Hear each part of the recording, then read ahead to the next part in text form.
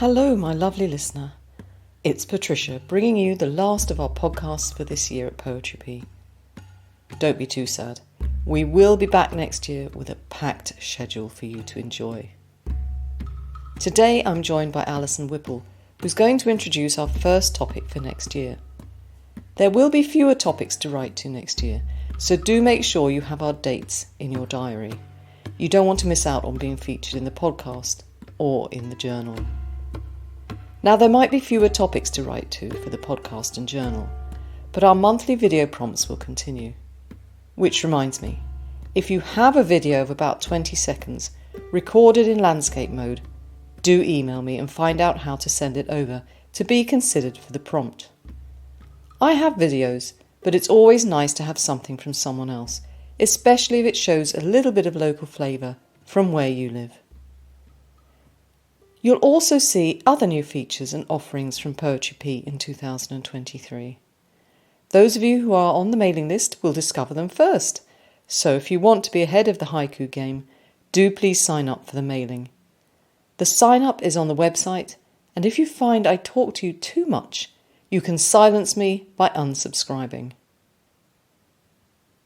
Normally in this podcast, I'd be saying thank you to all of you who've bought me a coffee in the past month. But this podcast is being recorded early as I'll be at my son's wedding. And I honestly don't know who's bought me a coffee, but thank you if you have, and I will do all my proper thank yous next month. So shall we go and visit with Alison and get some inspiration for January's topic? I'm so happy to be chatting with Alison Whipple again. She's becoming one of our regular presenters and community judges here at Poetry P. And of course, she has her own blog and podcast, The Culinary Sajiki. Details in the show notes. Now, this blog has direct relevance to Alison's talk here today at P Towers. But before I say any more, let me say hello, Alison, and welcome back to Poetry P. I'm so excited to be presenting again. I know, it's wonderful. Have you been okay since we saw you last, which really wasn't that long ago? No, it wasn't that long ago. It's been quite a fall for me, but I've been volunteering a lot because I've just, in the midst of moving across the country and buying a house, I haven't been writing as much, and so I keep volunteering for things so I stay connected.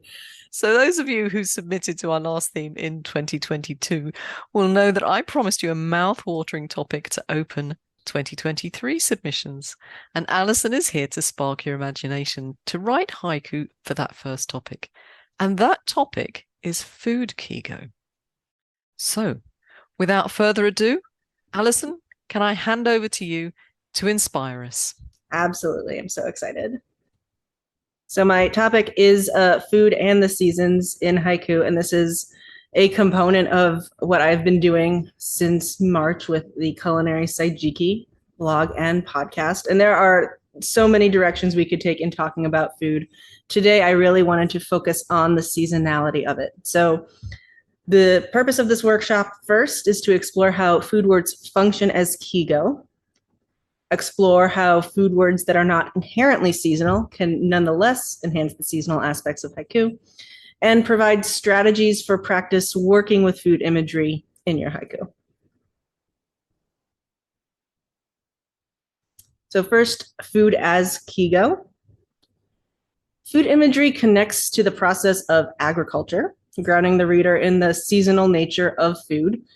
And images of preparing or eating specific foods also serve as seasonal reference unto themselves. Thinking of agriculture, the photo on here is my pandemic vegetable garden, the like that everyone had.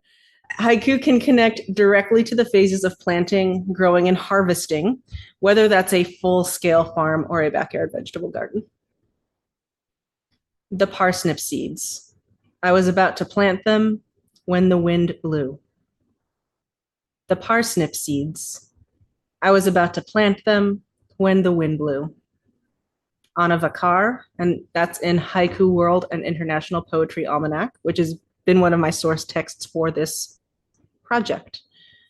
And the parsnip being in seed form indicates that this is a spring haiku.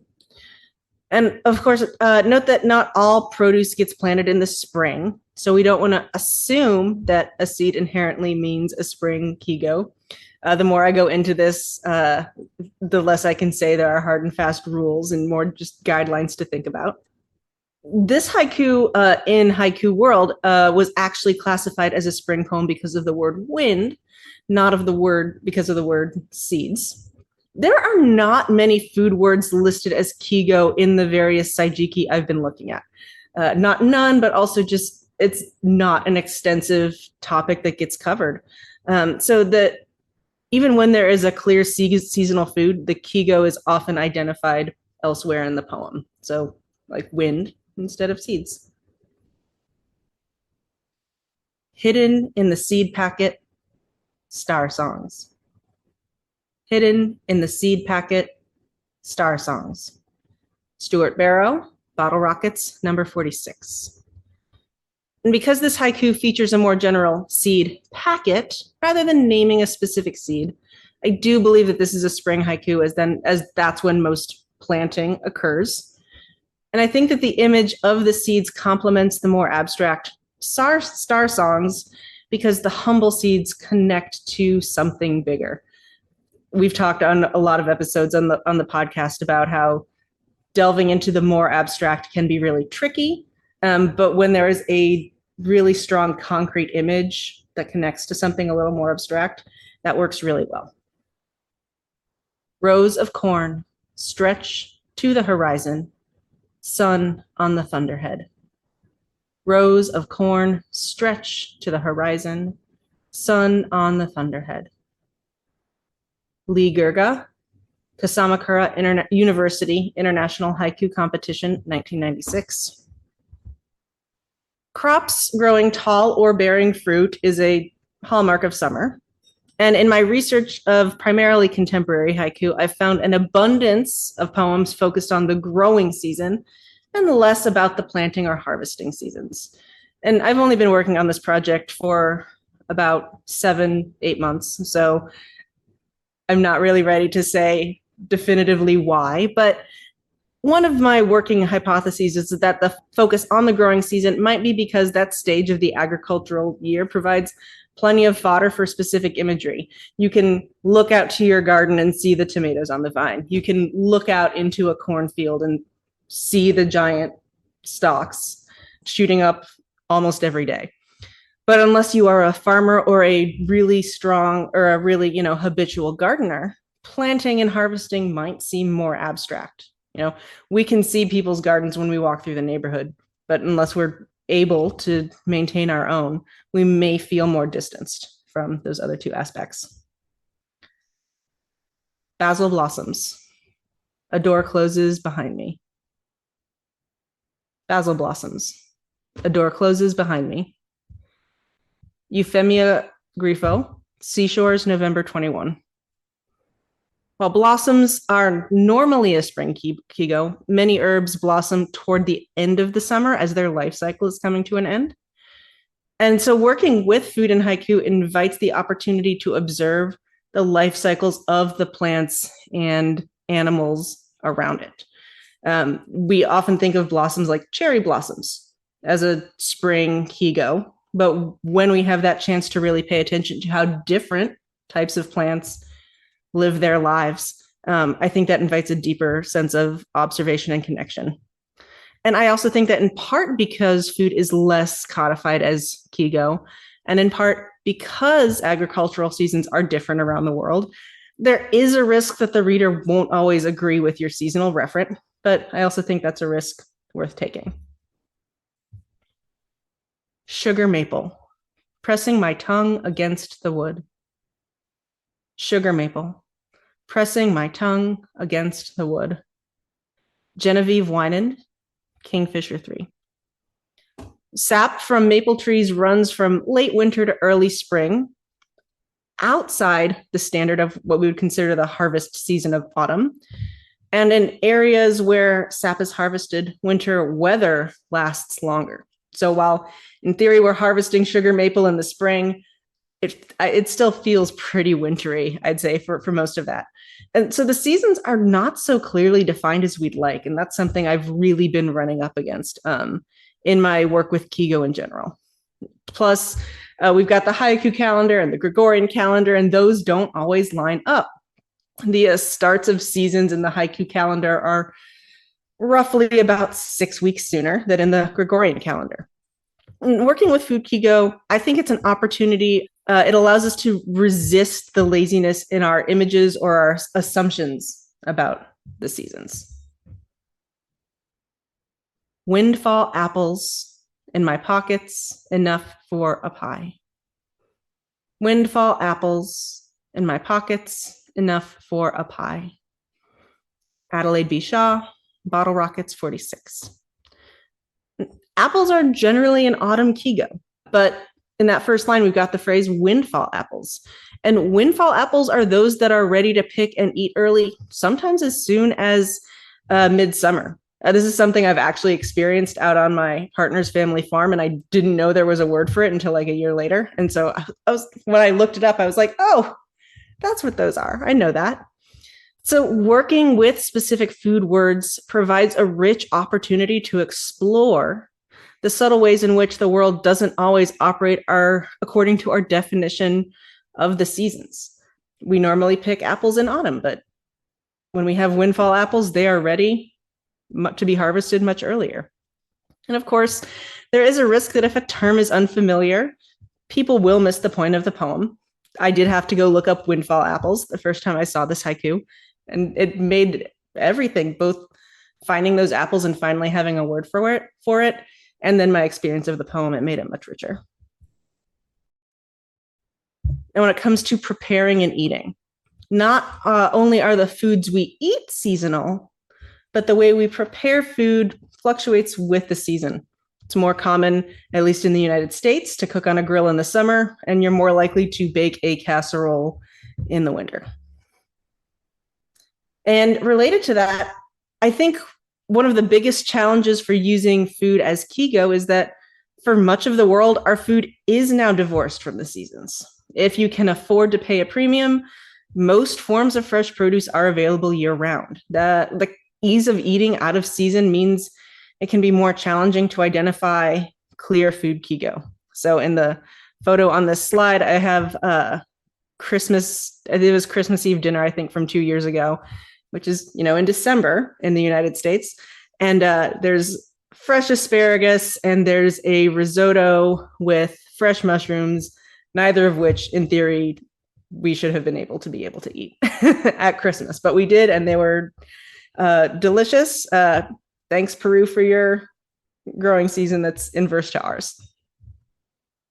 That's not to try to, demonize the way people, eat. We all eat out of season. That's just sort of the way much of the world lives now, for better or for worse.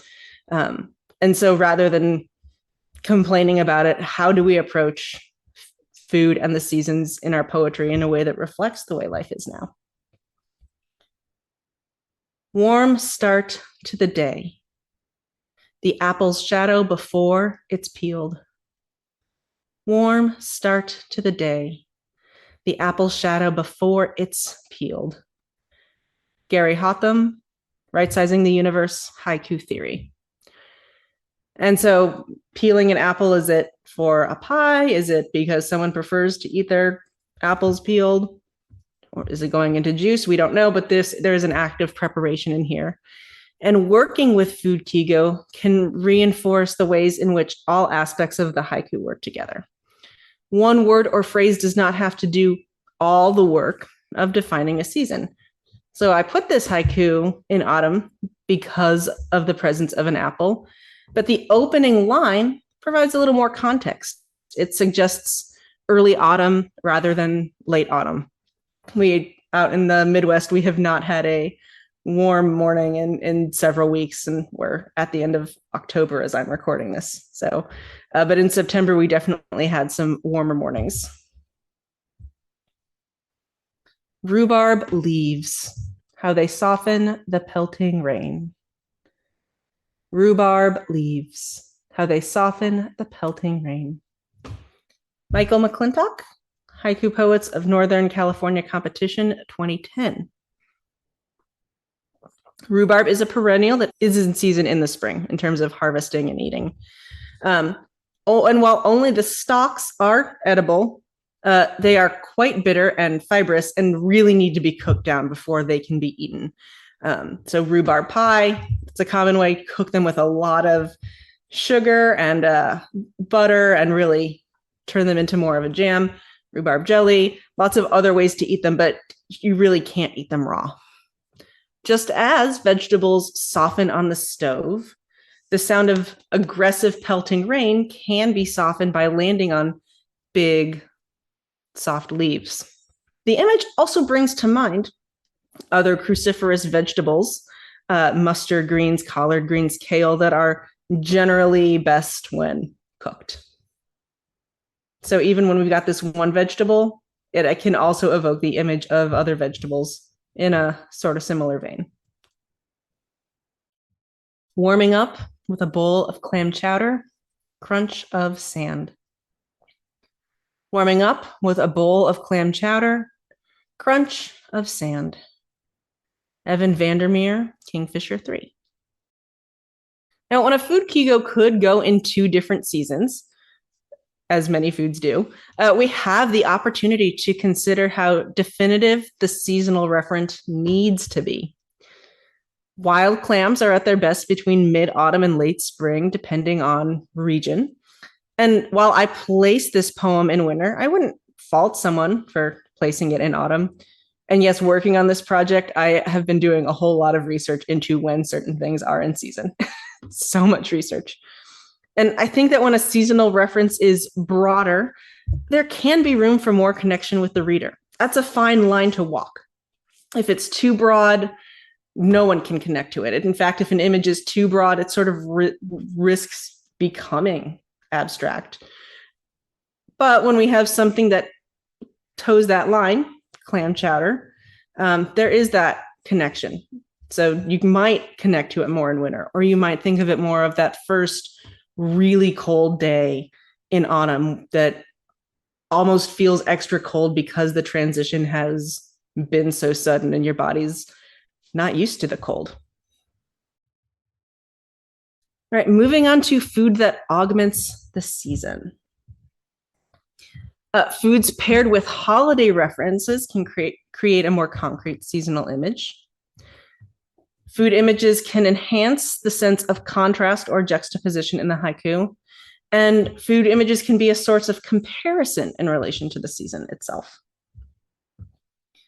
So many holiday foods could fit in a number of seasons, but become seasonal due to special preparation at certain times of the year. For example, we eat cookies throughout the year, but Christmas cookies are often more elaborate or have specific decorations, or there might be a specific cookie recipe that your family only ever eats at Christmas. In my research so far, most of the haiku concerning holiday foods contain more general food words with seasonal modifiers or additional season-specific references. New Year's Eve, the kiss of beer froth. New Year's Eve, the kiss of beer froth. Agnes Eva Savich, First Frost #2. This haiku uses the image of beer connect to 2 aspects of New Year's Eve festivities. First, the tendency toward drunken revelry, and second, the tradition of kissing at midnight. And while beer is an atypical New Year's image, champagne would be more standard, the froth of the bubbles connects us to that effervescent celebratory mood. And so an unexpected image can nonetheless strengthen the sense of the holiday as long as there's enough for the reader to make that connection. And I think that can be done through the senses. And so in this case, it would be sort of the sense of touch and the excitement of a New Year's kiss, or just the effervescent touch of bubbles. At Thanksgiving, all the garden laid out on the table. At Thanksgiving, all the garden laid out on the table. Liette Croteau, Autumn Moon, 3.1. This is also in French. I am going to butcher it if I try to read it in French. So apologies, Liette, but it is in the PowerPoint and it's beautiful, but no one wants to hear me read French. While the word Thanksgiving might evoke some standard images, the word itself can be so general that it can border on abstraction. The use of food imagery can make a holiday reference more concrete and potent. The phrase all the garden evokes the abundance of a home harvest, making the concept of Thanksgivings more precise. So in theory, we could have a haiku that invoked getting catering, or we could have a haiku celebrating all of the stuff that you bought at the grocery store the day before when it was just the worst time to be at the grocery store. But instead we have something very specific here where it's this all the garden, which to me implies the home and the work that has been done to bring this whole harvest to fruition. All right, some juxtaposition. First frost, icy vines with one red tomato. First frost, icy vines with one red tomato. Chris Ellery, Lifting the Sky, Southwestern Haiku and Haiga. Now, even with a long growing season in much of the American Southwest, it's unusual to see tomatoes on the vine at frost time. The fact that there is a single tomato emphasizes that this is an unusual image. The sense of contrast or juxtaposition we are often seeing in haiku becomes more prominent through the presence of just one out-of-season vegetable. Is it, I'm going to assume that since it's not rotting on the vine, it didn't just get left and forgotten, but it maybe just came in at the very last second. Summer heat. The first blueberry, a little sour. Summer heat. The first blueberry, a little sour. Kristen Lindquist from the Haiku P podcast, series 3, episode 24. And we generally expect blueberries to be on the sweeter side, but early in the season, it can be difficult to tell when they're ready to eat. Definitely have experience with this, especially when they're in the wild. The sharp tartness of a blueberry contrasts with the weight, the heaviness of summer heat and humidity. There's a hint of surprise in the taste of the blueberry. We expect sweet, but get its opposite, making it a juxtaposition. The taste is a juxtaposition in and of itself. And thinking about comparison, this morning's brightness, sun on heaped snow, eggs sunny side up. This morning's brightness, sun on heaped snow, eggs sunny side up. Claudia Coutu-Radmore, Stratified Layers, Haiku Canada Members Anthology 2022. So in this haiku, the brightness of the yolks encircled by egg white serves as a point of comparison to sunlight shining on white snow. Now, the analog is not 1-to-1. Sun on snow does not literally look like a fried egg. But that keeps the image from feeling too ponderous. It would probably be really boring if we had a 1-to-1 comparison. And so this is more of like a slant comparison. The first image is enhanced by the sense of contrast in the second. A severe snowfall. My cream cheese frosting turns out very thick. A severe snowfall. My cream cheese frosting turns out very thick. Maya Deneva, Kingfisher 3. And in this haiku, the cream cheese frosting mirrors that heavy snow outside. And there is an implied contrast in the haiku of the warm kitchen as opposed to the cold outdoors. However, the direct images are more similar than they are different. And the image of that unexpectedly thick frosting reinforces the image of a deep, heavy snow, which then augments that overall effect of winter. With that, some strategies for practicing with bringing food imagery into your haiku. Compile a running list of seasonal foods relevant to your region and to your culture. Practice invoking the seasons with those words. What is the effect that connecting to specific foods has on your poems? All right, this is a fun one. Number 2, pick a commercial food that is artificially seasonal. So in the United States, we have the McRib from McDonald's, or there's the pumpkin spice latte from Starbucks. Neither of, these are always limited run things. None of them has to be seasonal. You could make them all year round. But experiment with writing haiku or senryu using these images. What is the effect that comes from writing haiku with a sort of deliberately artificial or commercial referent?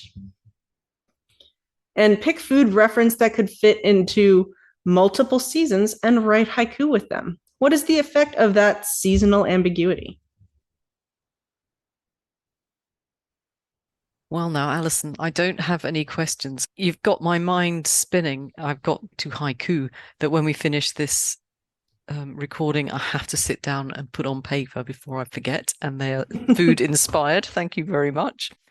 And I was just thinking as you were going along, what a fascinating topic this is, really. Are you creating Alison Whipple's Sajiki of food?